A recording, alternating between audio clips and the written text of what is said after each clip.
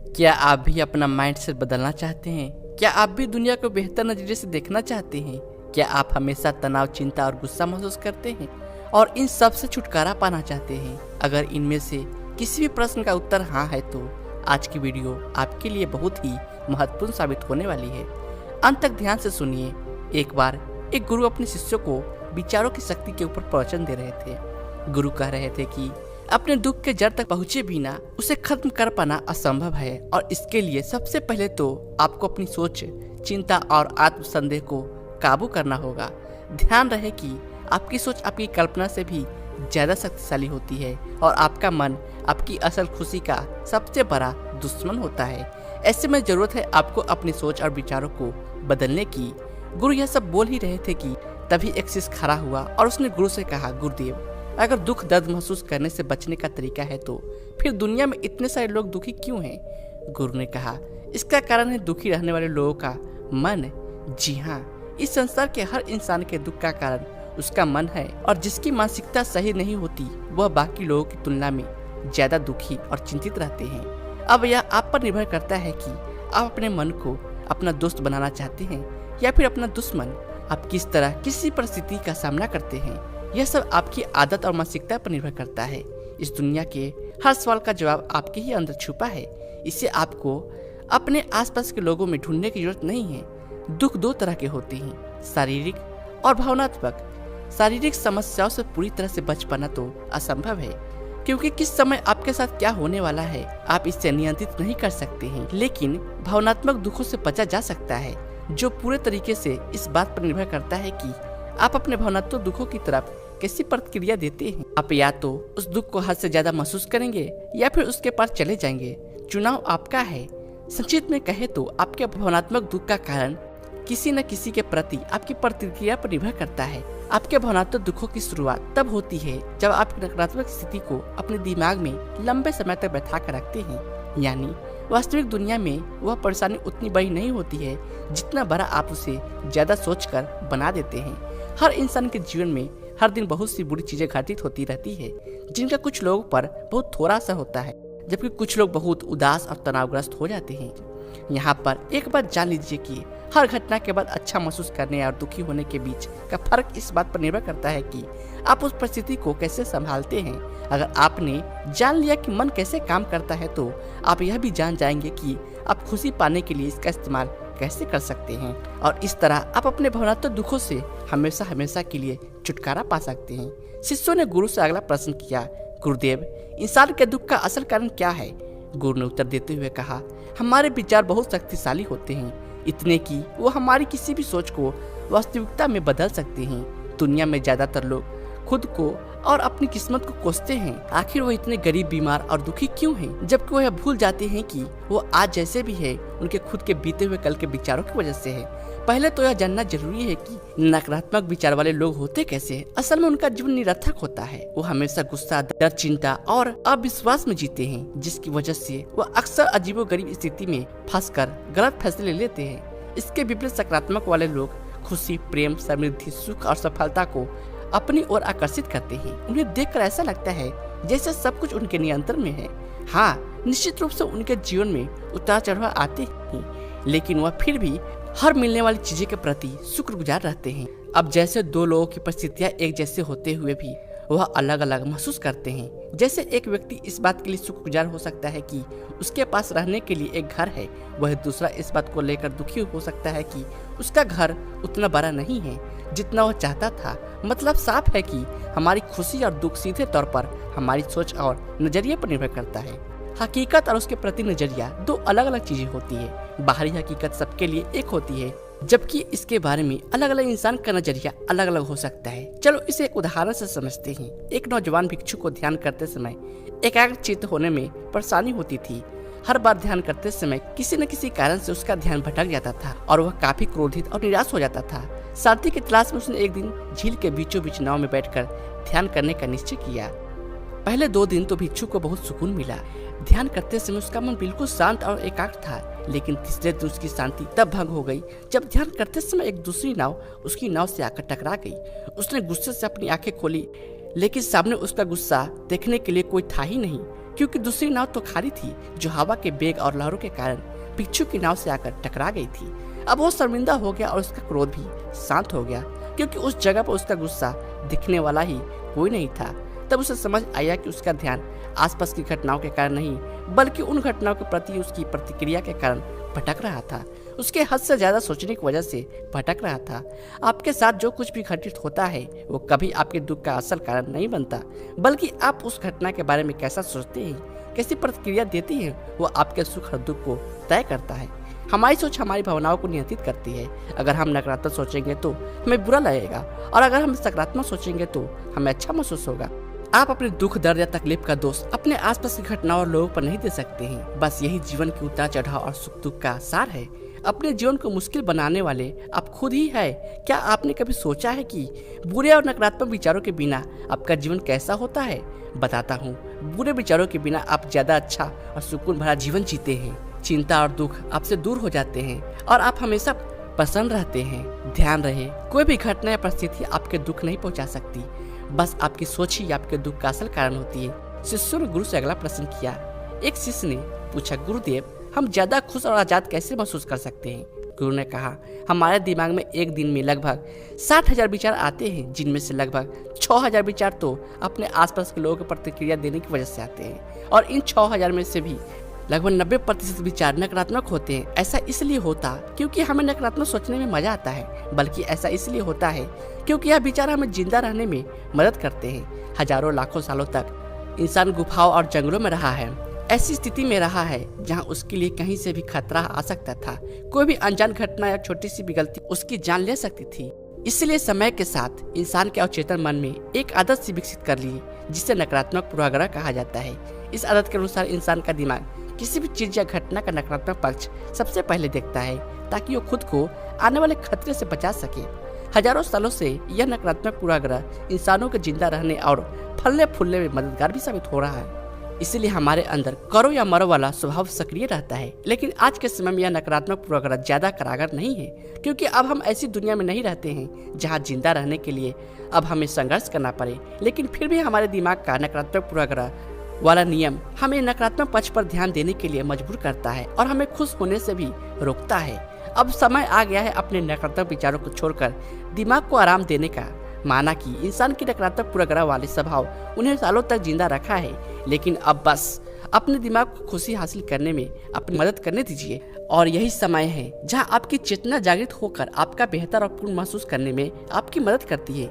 इसी के जरिए अपने विचार और भावनाओं के प्रति ज्यादा जागरूक होकर दुनिया को बेहतर नजरिए से देखने का मौका मिलता है। बहुत ज्यादा सोचना भी इंसान के लिए घातक साबित हो सकता है। यह सिर्फ आपकी चिंता और निराशा को बढ़ाकर आपको नकारात्मक सोच की धकेलता है और आप सुरक्षात्मक स्थिति में चल जाते हैं। इससे बचने के लिए आपको अपना हर क्षण खुशी से जीना चाहिए और थोड़ी देर के लिए सब कुछ भूलकर सिर्फ अपनी चेतना का उपयोग करना चाहिए। इस तरह आप खुश और आजाद महसूस करेंगे। तो फिर आज इसी क्षण से यह सोचना बंद कीजिए कि चीजें कैसी होनी चाहिए और यह देखना शुरू कीजिए कि वो वाकई में क्या हो सकती है। शिष्यों ने गुरु से अगला प्रश्न किया, सोच और विचार में क्या अंतर है? गुरु ने कहा, सबसे पहले तो आपके लिए विचार और सोच के बीच फर्क को समझना बेहद जरूरी है।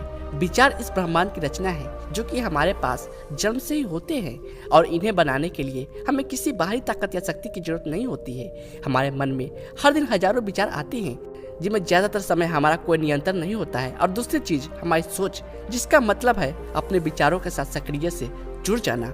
सोच के साथ आपके पास दो विकल्प होते हैं कि आप किसी भी विचार को या तो जाने दे सकते हैं या फिर उस विचार के साथ जुड़कर उसके बारे में सोच सकते हैं। विचार के काम करने का तरीका यह है कि किसी भी पल बिना किसी शक्ति और कोशिश के हमारे मन में आ जाते हैं, लेकिन सोचने की प्रक्रिया उस पल से शुरू होती है जब हम अपने विचार के साथ जुड़ जाते हैं। विचार आना कोई समस्या की बात नहीं है, यह तो प्राकृतिक है। समस्या तो तब शुरू होती है जब आप इसके बारे में ज्यादा सोचना शुरू करते हैं। किसी भी चीज या स्थिति के बारे में आपके विचार कैसे हैं, उसी से आपकी भावनाएं बनती है। विचार और सोच तो संबंधित है, लेकिन पूरी तरह से दो अलग चीजें हैं। इसलिए अपनी भावनाओं के लिए अपने विचारों को दोष देना बंद कीजिए और अपनी सोच पर ध्यान दीजिए। यह मान लीजिए कि आप अपने विचारों को तो नहीं रोक सकते हैं, लेकिन अपनी सोच को जरूर बदल सकते हैं। अच्छे विचारों के बारे में सोचिए और याद रखिए कि आप किसी ऐसी चीज को लेकर दुखी नहीं हो सकते हैं जिसके बारे में आप सोचते नहीं हैं। शिष्यों का गुरु से अगला प्रश्न, हमारी सोच हमारी भावनाओं पर कैसे असर डालती है? और इसे रोकने के लिए हम क्या कर सकते हैं? गुरु ने कहा, नकारात्मक भावनाएं आमतौर पर तब पैदा होती है जब आप किसी चीज के बारे में बहुत ज्यादा सोचते हैं। हाँ, कभी कभी यह आपकी सुरक्षा के लिए भी हो सकता है, जैसे रात में बाहर जाते समय डर महसूस होना, लेकिन ज्यादातर समय यह आपको तनाव और चिंतित से महसूस करवाते हैं। जब किसी बुरी चीज या बुरी घटना के बारे में सोचते हैं, सिर्फ तभी आपको बुरा लगता है। आप जैसा सोचते हैं वैसा ही महसूस भी करते हैं। ज्यादातर लोग के दिमाग में यह भ्रांति है कि नकारात्मक सोच से दूर रहने से सब कुछ ठीक हो जाता है। वह मानते हैं कि जितने सकारात्मक विचार सोचेंगे उतने खुश रहेंगे, लेकिन ऐसा सोचना पूरी तरह से सही नहीं है। असल में अच्छा और खुश महसूस करने की चाबी है कुछ भी नहीं सोचना। आपको शायद विश्वास नहीं हो रहा होगा, तो आइए इसे छोटे से प्रयोग से समझते हैं। आप सब जरा अपने जीवन के सबसे खुशहाल पलों के बारे में सोचिए। अब उस समय अपने दिमाग में चल रहे किसी विचार को याद कीजिए।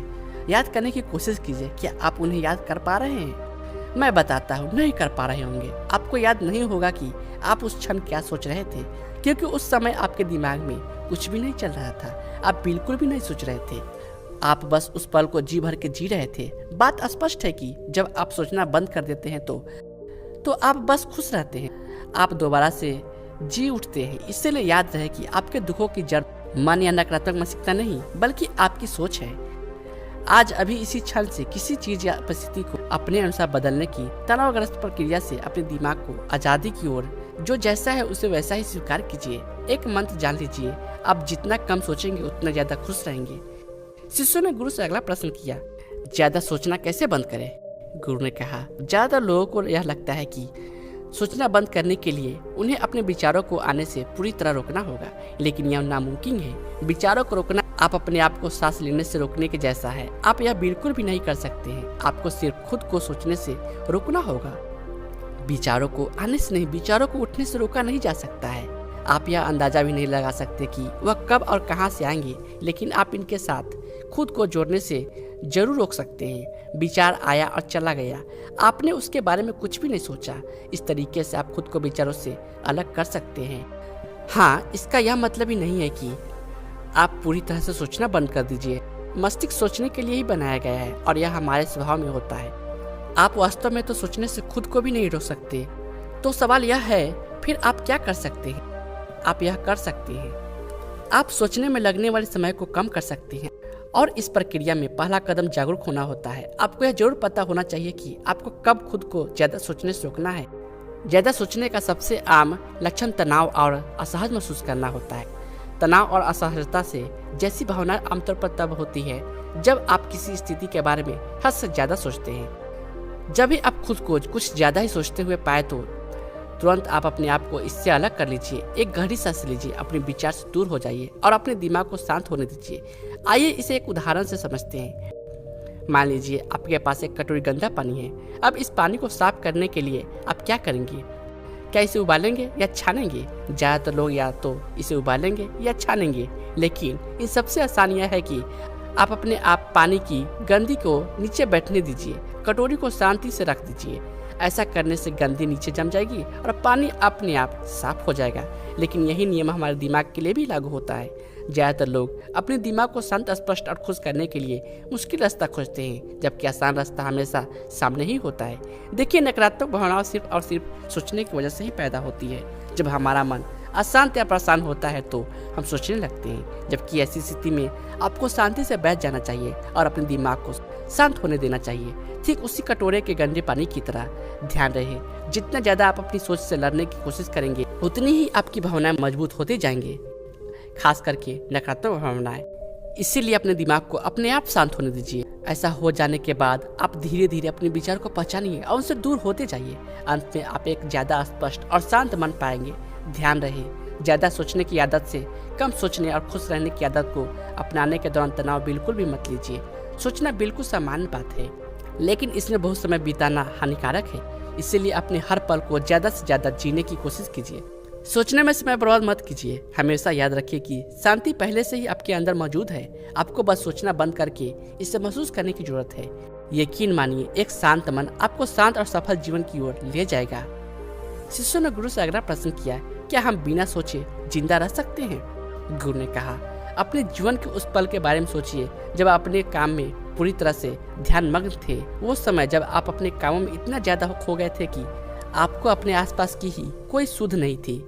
क्या आपको याद आया? अब जरा उस क्षण के अपने विचारों के बारे में सोचिए। क्या उस समय आपके दिमाग में कोई विचार था? मैं बताता हूँ, नहीं होगा, क्योंकि व्यस्तता के पलों में आप एक अलग ही अवस्था में चले जाते हैं, अपने काम में पूरी तरह से रम जाते हैं और इसे ही अपने काम के साथ एक होना या प्रभाव की अवस्था कहते हैं। और यह तब होता है जब अपने काम से बहुत प्रेम होता है और इसी स्थिति में आप सभी विचारों और भावनाओं को भूल जाते हैं। जब कोई इंसान प्रभाव की अवस्था में होता है तब उस इंसान का ध्यान इतना गहरा होता है, यानी कि वह इंसान अपने काम में इतना मग्न होता है, उसकी उपस्थिति ही खत्म हो जाती है, यानी कि उन्हें खुद की मौजूदगी का भी पता नहीं रहता। इस अवस्था में ना तो आपको भूख लगेगी, ना ही प्यास, ना ही गर्मी और ना ही सर्दी। इस अवस्था में आपकी एकाग्रता चरम सीमा पर होती है और इस अवस्था में आप जो भी काम कर रहे होंगे वो अपने आप होने लगता है, क्योंकि इस स्थिति में आपका अवचेतन मन काम कर रहा होता है और आप सिर्फ अपने काम पर ध्यान देते हैं। यह एक विचार शून्य अवस्था होती है जहाँ विचार, चिंता और संदेह के लिए कोई जगह नहीं होती है। समस्याओं का काम ही हमें शांति और खुशी के रास्ते पर जाने से रोकना है और किसी समस्या को पैदा करने में हमारी सोच और चिंता अहम भूमिका निभाती है। इतना अहम कि कोई घटना जितनी बुरी नहीं होती, यह उससे हमारे दिमाग में उससे भी बुरा बनाकर हमें डराते हैं। हो सकता है आज के बाद अपनी आदत में बदलाव लाकर आप ज्यादा सोचना और चिंता करना कम कर दें, अपने नकारात्मक भावनाओं को महसूस करना कम कर देंगे, लेकिन आपका दिमाग फिर आपको सोचने और चिंता करने पर मजबूर करेगा। और ऐसा सिर्फ इसलिए होता है क्योंकि आपका दिमाग नए नए अभ्यास से अनजान है। जीवन की शुरुआत से जो कुछ भी कर रहे हैं वह है सोचना और चिंता करना।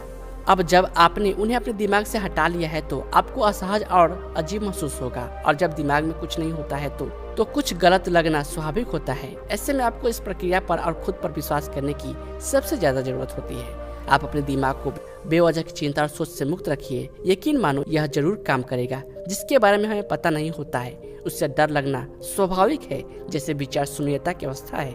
आपका दिमाग अनजान होता है, लेकिन यही वह अवस्था है जहाँ अपने ज्यादा अनुभव और मौके मिलते हैं। यही वह अवस्था है जहाँ आप एक बेहतर इंसान के रूप में विकास कर सकते हैं। अब आपको फिर से उन बुरी आदतों में पड़ने की जरूरत नहीं है जो आप में पहले थी।